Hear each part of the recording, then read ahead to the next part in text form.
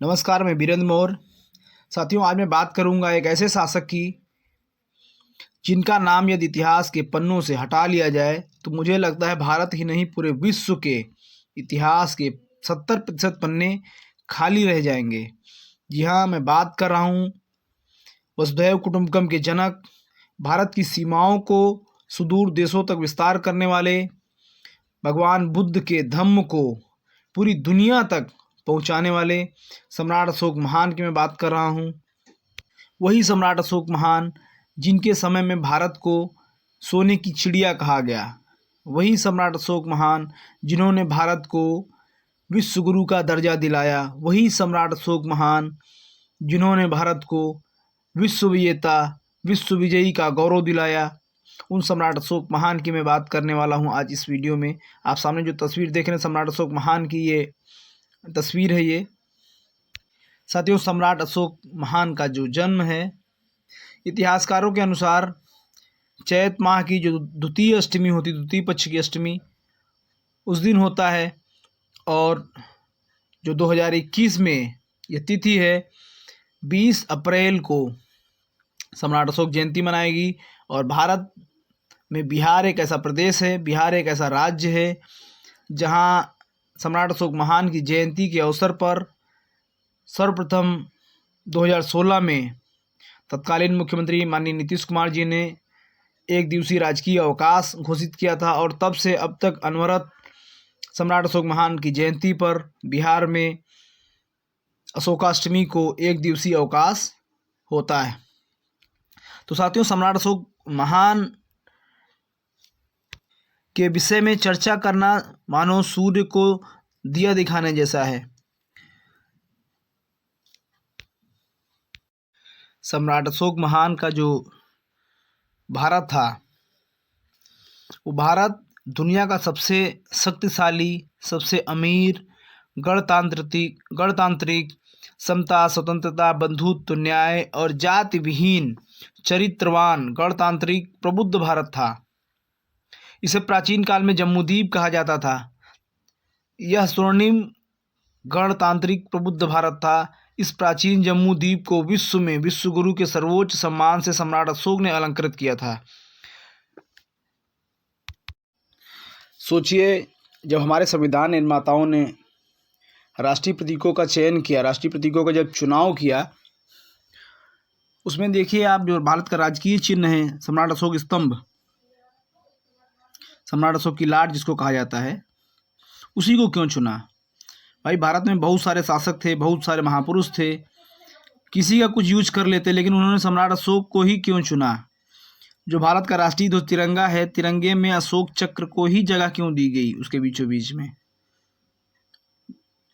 और बहुत कुछ था भारत के पास। चूंकि सम्राट अशोक महान के समकक्ष तो छोड़िए, उनके इर्द गिर्द भी कोई शासक दिखाई नहीं देता है जिसको विश्व मंच पर प्रस्तुत किया जाए, या जिस पर विश्व मंच पर गर्व किया जाए। ऐसा कोई शासक दिखाई ही नहीं देता है सम्राट अशोक के आसपास। इसलिए ही सम्राट अशोक महान की गौरवशाली विरासत को भारतीय संविधान निर्माताओं ने संविधान में जगह दिया। और जो भारत का वर्तमान संविधान है, मैं उसको कह सकता हूँ कि सम्राट अशोक महान के शिलालेखों का वो दस्तावेज है। साथियों, सामने स्क्रीन पर आपको जो दिखाई दे रहा है, सम्राट अशोक का गिरनार का प्रथम शिलालेख है ये। इसमें सम्राट अशोक महान ने पशु बलि पर रोक लगाई है। अब सोचिए कि 2300 वर्षों पहले वो पशु बलि पर रोक लगाने की बात कर रहे थे वो, और आज 2300 वर्षों बाद भी लोग जानवरों को मार के खाने का प्रबंध कर रहे हैं। और कैसे कर रहे हैं? वो लोग जो है पशुओं की हत्या कर रहे हैं, उनकी बलि के नाम पे उनकी हत्या कर रहे हैं और बाद में उसको अपना भोजन बना रहे हैं। नेपाल भारत का पड़ोसी देश है, और नेपाल में एक जगह है गढ़ी माई, जहाँ पर 24 घंटे में 5 लाख जानवरों की बलि दे दी गई और बाद में उनके मांस को वितरित करके आपस में उसको अपना भोजन बनाया गया। तो गढ़ी माई एक जगह नहीं है, भारतवर्ष में भी बहुत सारी ऐसी जगह हैं जहाँ पर जानवरों की बलि दी जाती है, और बलि देने के बाद उसको फिर अपना भोजन बनाया जाता है। साथियों, सम्राट अशोक महान अपने दूसरे शिलालेख में औषधियों की बात करते हैं। वो सिर्फ मानव के लिए नहीं, वो पशु पक्षियों के लिए, सभी जीव जंतुओं के लिए औषधियों की बात करते हैं। अब सोचिए कि आज इतना तरक्की होने के बाद, इतना डेवलप होने के बाद 21वीं सदी में आज हम जी रहे हैं सब, और आज कोरोना की चपेट में जब पूरी दुनिया आई है तो पूरी दुनिया की कंडीशन देखिए आप। पूरी दुनिया लगभग थम सी गई है और आज हम अस्पतालों में मानव को बेड नहीं दे पा रहे हैं। अस्पतालों में बेड नहीं, अस्पताल के बाहर एम्बुलेंस नहीं है, लोग तड़प रहे हैं, लोगों को एम्बुलेंस नहीं मिल रही है। कई बार अस्पतालों में जब लोगों की मृत्यु हो जाती है तो वहाँ से घर तक शव को लेके आने के लिए लोगों को एम्बुलेंस नहीं मिल रही है। सही सुन रहे हैं आप, ये कंडीशन भारत की है। मुझे लगता है कि 3 से 4 वर्ष पहले उड़ीसा में एक मामला सामने आया था जिसमें एक व्यक्ति की पत्नी मर जाती है और उसके पास पैसे नहीं होते हैं, उसको सरकारी एम्बुलेंस भी नहीं मिलती है। वो अपनी पत्नी को अपने कंधे पर लाद करके और करीब 15 किलोमीटर वो अस्पताल से अपने घर लेके आता है। अब सोचिए, ये व्यवस्था आज है, 21वीं सदी में ये व्यवस्था है। आज जो है अस्पतालों में आपको कहीं बेड नहीं मिल जा रहा है। कहीं पे अभी गोरखपुर में कुछ साल पहले अभी गोरखपुर में कितने बच्चे मर गए इस वजह से, क्योंकि ऑक्सीजन का सिलेंडर उनको नहीं मिल पाया, ऑक्सीजन समय से नहीं मिल पाया और बच्चों की जान चली गई। आज हम कैसा भारत बना रहे हैं। तो सोचिए कि एक वो शासक थे जिन्होंने 2300 वर्षों पहले पशु पक्षियों के लिए चिकित्सालयों की व्यवस्था करवाई थी।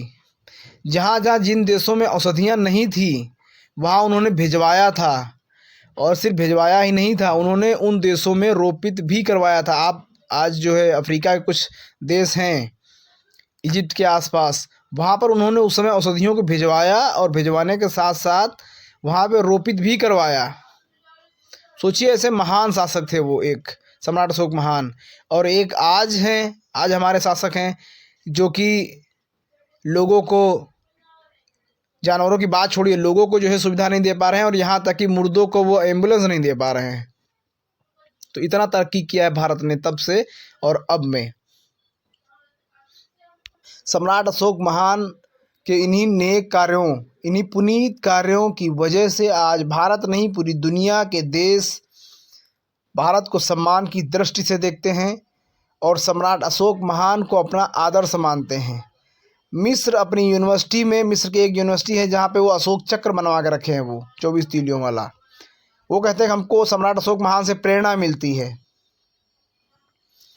तो एक वो देश है, और एक भारत में कुछ ऐसे संगठन हैं जो सम्राट अशोक महान के बारे में टिप्पणी करते हैं, सम्राट अशोक महान को राष्ट्रद्रोही शासक कह देते हैं। और वो भी राष्ट्रद्रोही शासक वो लोग कहते हैं जिनके बाप दादाओं ने विदेशी आक्रांताओं को भारत की भूमि पर बुलाया और विदेशी आक्रांताओं को अपना दामाद बनाया, अपना जीजा बनाया। वो लोग आज कहते हैं कि सम्राट अशोक महान राष्ट्रद्रोही थे। उनको पता ही नहीं है कि सम्राट अशोक महान के समय में भारत की भूमि जो है, भारत की जो सीमाओं का विस्तार है, वो सबसे ज़्यादा अगर कभी हुआ है तो सम्राट अशोक महान के समय हुआ है। आप मौर्यकालीन नक्शा उठा करके देख लीजिए, मैप उठा करके देख लीजिए, मानचित्र उठा करके देख लीजिए, आपको कब जब दिखाई देगा उसमें कि सम्राट अशोक महान के समय का भारत का क्षेत्रफल क्या था और आज भारत का क्षेत्रफल क्या है। भारत की सीमाओं पर विदेशी आक्रांता कब कब घुसे और उन आक्रांताओं को बुलाने वाले लोग कौन थे। तो जिन लोगों ने विदेशी आक्रांताओं को बुलाया इस देश में, इस देश की सीमाओं को कमज़ोर किया, जिसने विदेशी आक्रांताओं के साथ नालंदा जैसी यूनिवर्सिटी को जलाने का काम किया, जिसने सम्राट अशोक महान द्वारा निर्मित 84,000 चैत्य विहार स्तूपों को नष्ट करने का काम किया, जिसने विदेशी आक्रांताओं को अपना रिश्तेदार बनाया, वो लोग आज देशभक्ति का सर्टिफिकेट बांट रहे हैं। उनको सर्टिफिकेट बांटने दीजिए, क्योंकि सभी जगह उनका कब्जा है, उनका वर्चस्व है। लेकिन जिस दिन आप, भारत के बहुसंख्यक वर्ग, वास्तविक इतिहास को जान जाएगा, समझ जाएगा, मुझे नहीं लगता है कि बहुत ज़्यादा देर तक उनकी दुकान चलने वाली है।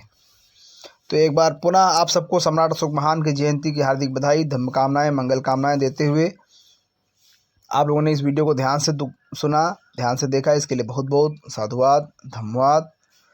साथियों, अगर आपने अब तक हमारे YouTube चैनल को सब्सक्राइब नहीं किया तो हमारे YouTube चैनल को सब्सक्राइब कर बेल आइकन जरूर दबा लें, ताकि हमारे अगले वीडियो सीधे आप तक पहुंच सके आसानी से।